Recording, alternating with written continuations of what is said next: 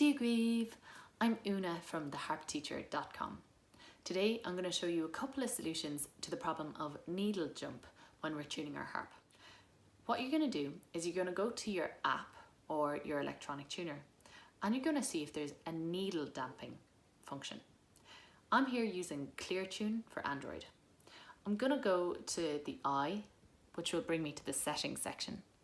And sure enough, in my menu, third from the top, there is a needle damping setting. So it's currently set to off, but I'm going to click it and I'm going to click high. And boom, from now on, my needle jumping will be drastically reduced. Just to let you know, there's sometimes a couple of different grades of needle damping offered by an app. For example, that one there, off, medium and high. For Harp, I would thoroughly recommend the high setting. It's a very complex waveform and you really need the high to help you tune it. Change your tuning app. Whew, did I say that out loud? Yes, I did. When I started researching tuning apps a few years ago, I decided that ClearTune was the one for me at the time. It was, unsurprisingly, very clear. It was a beautiful visual and it was really intuitive and easy to use. I used it and enjoyed using it for years. However, these days I really need a higher degree of accuracy from my tuning app. And because of that, I've changed to iStrobosoft. So right now, today, the 19th of January 2019, if you want to avoid needle jump, I recommend iStrobosoft. Google your device, find out where the micro is on it, and then point that towards the sound box near the string that you're plucking. Damp all of the strings, particularly the bass ones, and then that means that you're just giving your tuning app a kind of a bass volume of 0 and a blank slate to start reading from. And in my experience, it increases the chances of getting a clear reading.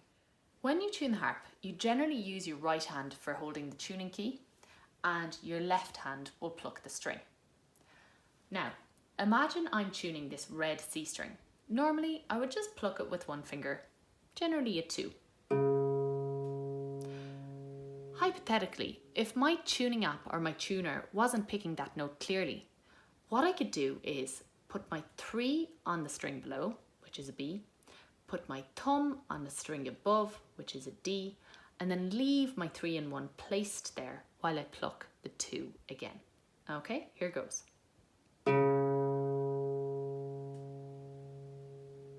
What's happening here is that my thumb and the 3 are muting the B and the D. The fact that they're the closest to the active string, the C, means that they're the most likely to get excited. That is actually the scientific term for this, not mine. And therefore, if I have them muted, I'm far more likely to get a lovely clear tone from my C and to have the tuning app read that. If I'm tuning this C and I can't get a clear reading from my tuner, one thing I could do is pluck the C and then quickly move my left hand to damp the bass register while letting the C ring out. So look at this.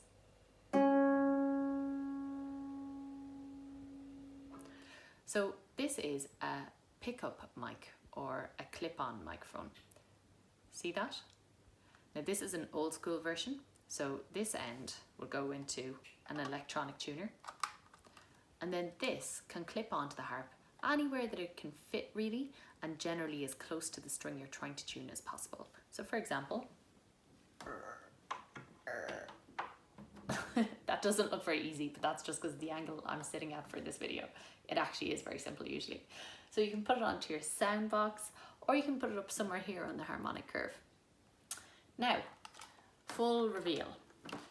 I don't use one of these right now. And the reason is because when I was younger, I had one and it broke. And then I got another one and I broke that too. And then I got a third one and I broke that too. And you won't believe this, but I actually got a fourth and I broke that too. I'm pretty sure this one here is broken.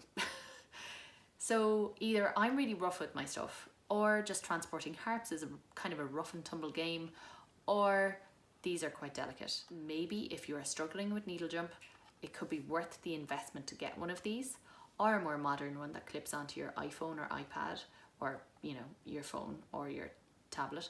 But I would just recommend being really careful with it. In my experience, they're really delicate. If you have converted to iStrobosoft, then make your way to this section. It's the upgrade section, and you'll find the upgrade extended frequency modes there. Click on that and you'll see that you can pay a little bit of extra money to unlock a greater sensitivity within the app.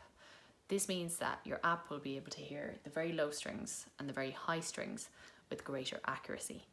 I did a before and after test, and I have to say it actually worked.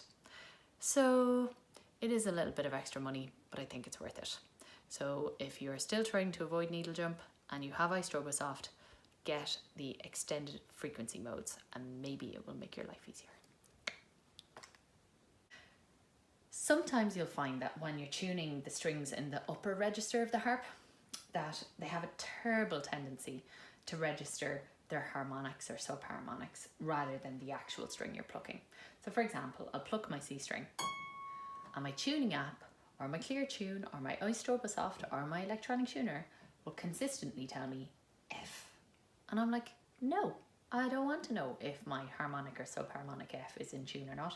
I want to know if my C string is in tune. So a really good way to mute the falsely registering string is to get a very sophisticated and advanced technological item called a sock. And then simply weave it around the offending string. So now when I play my C, I have a far greater chance of my clear tune or my iStrobosoft or my electronic tuner actually reading C. You can actually use the sock to damp multiple strings. So it is wonderful altogether. And just on a total aside, I just want to let you know that I love running, and these are my favourite running socks. They're 1,000-mile socks, and I'm just saying 1,000 mile, if you ever want to sponsor me, I'm like so open to that. So that's it, folks. That's everything I know about needle jumping and how to avoid it. Hopefully you found this helpful. If you want to learn more about harp, then try hitting subscribe, and then you'll find about any other videos I put up on theharpteacher.com. Slán.